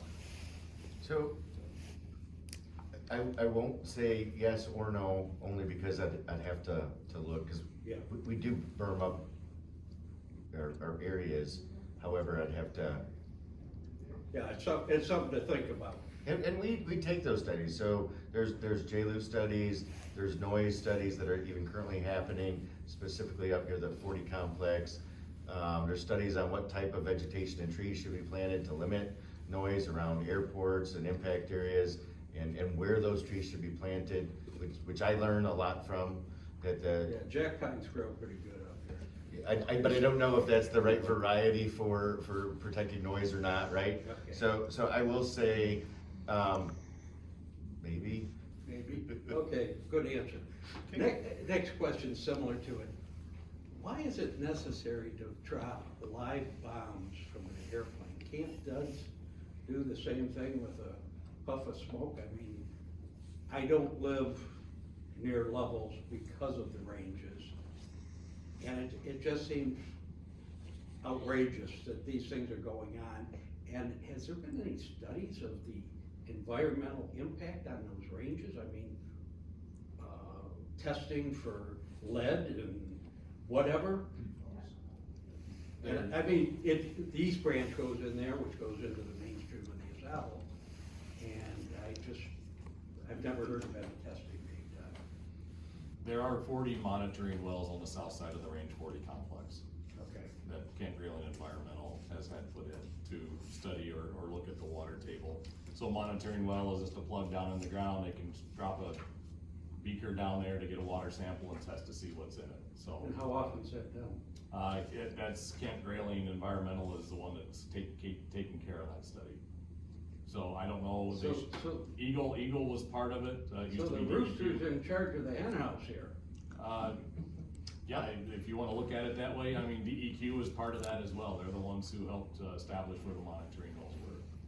Eagle told me they don't have records, they're all held by the DMVA. All owned by the who? DMVA, Department of Military and Veteran Affairs. Oh, okay. Okay. Okay, thank you. We have about 5 more minutes, so, next in the back row, anybody? All right, we'll move right back on over to the other side in the back. No one in the back row, how about the next row? Mr. Boas? There's a 30-page strategic plan that details in like 3 or 5 year increments what Camp Grayling's plans are for like the next 25 years. In that 30-page strategic plan for the National Guard, specifically Camp Grayling, it specifically says that one of their objectives is to expand the airspace of Camp Grayling. It specifically says that. Are you aware of that, yes or no? I of course am aware of that, and I think you're parsing a statement, and the reason I say that is we are looking at raising an altitude over our current restricted. It said horizontally. It specifically said horizontally. It said horizontally and vertically, but it specifically said horizontally. So the Air Guard is working on our different memorandums of agreement with the airspace, which still falls under our same department. It is not there. Oh, so in other words, the National Air, in other words, the National Air Guard could Not over any of these areas like you questioned earlier. We have no desire to increase that restricted. But it's in the strategic plan. That and 29 other pages of stuff are in the strategic plan. It specifically says one of the goals of the National Guard in the next 5 years or 3 years is to expand the airspace horizontally and vertically. Not over. And you're saying that they're not going to expand the airspace, the restricted airspace. Your question to me earlier tonight was, are we going to expand the restricted airspace over these areas? Yes. Camp Grayling has no desire to restrict. Does any other branch of the laterally over that. National Guard intend to do? I have not looked at what with the last proposals I saw from the Air Thank you. Force We're was good. to Thank go. you. Thank you. You answered the Okay. question. Next, anybody here? I just wanna know, with all the studies I've read, why isn't there one that looks at how to strategically use the land you have? We absolutely study on how in areas that we need to train in. Are they published on how to use your existing land for your cyber warfare training? No, so what we look at is the challenges of warfare and how to best train on that. So as I develop scenarios and work with those that are coming into the exercises, what we try and do is figure out what are those challenges we're trying to train on, get after, and then what do we need to have in place as far as resources to provide those training abilities. So to put it in perspective to, original discussion, I guess, of this evening, allowing those units the abilities to go out and try and camouflage and get out in distance and stress communications plans and all those different things that we're trying to train on, getting out in those distances and those spaces is what we're trying to do. So when you look at a square inch of land, Tom mentioned it earlier, we absolutely track who's training and what training areas. We get a little bit of funding, not a ton, but we do get a little funding on use at the camp. So we have an inherent interest to do that. We see areas that we've been at, allows us for when we talk about our folks to come in and check the areas after training to ensure they're cleaned up. So we absolutely analyze what kind of training we've done over the past. We look at, and we try and rotate a little bit too. So we're not always a burden on a particular local area, whereas maybe every year now, our ranges, our impact areas, they're always gonna have that presence. But some of the other short-term leases, we try not to occupy that. Can you tell me what study I can find that information in? We don't do a study like that. Okay, All right, we have time for one. Or we more. haven't. okay. Just nothing? Good. Anybody else over here right now? We're closing here at the 8 o'clock hour. Anybody have any one more question? Will, Question. in these new areas, will you guys be flying drones? No, the only thing I could potentially imagine would be a tethered drone on a vehicle. And that would be maybe, I think some of those technologies are going away just as soon as they're coming on board. And the reason for that potentially would be allowing me to localize electronic effects at just over a smaller dome type element. And that's just some current technologies I see today. I don't know that that would stick around, but flying a bunch of drone swarms over these areas, we have other spaces to do that type of stuff. Colonel Meyers, in previous meetings, you said not only would you be flying drones in this new airspace, but you would also be flying unmanned aircraft. I can only fly unmanned aircraft in certain restricted airspaces. I'm just telling you, it's on YouTube. You are on YouTube saying that you would be flying drones and unmanned aircraft in the proposed expansion area. It's on YouTube coming out of your mouth, sir. Just so you know. Okay, it's after 8 o'clock now. I have one question left for you guys, of course. Are public comments still be taken by the DNR at this point online? So people can still comment there? I have a question about that email. The email that's online right now on the Michigan.gov site that pertains to this expansion, the most recent email says send your emails to DNR-camp-grayling@michigan.gov. Who do those emails go to? They go to that mailbox and it gets sent up to the director's office. I don't seem to get a whole lot of response from anyone I email, unfortunately. Across the board. I get responses from Tom. From Tom? From him, yeah. He's the only one. And Eagle. And my last question is, do you guys have any more meetings like this? The only other one we've got is, Garish? It's the only one I think that's on my calendar. When will that be? I think it's. You mean the generic? Yeah, thank you for emailing us here some fact sheets. Not the 50. No, I mean FOIA requests. That's what's You get published them now. back. Oh, no, I get those from Eagle. I I will say get it's FOIA not on my responses from calendar DNR, for 50. and Tom emails me I that. can tell you that. It's like the week after.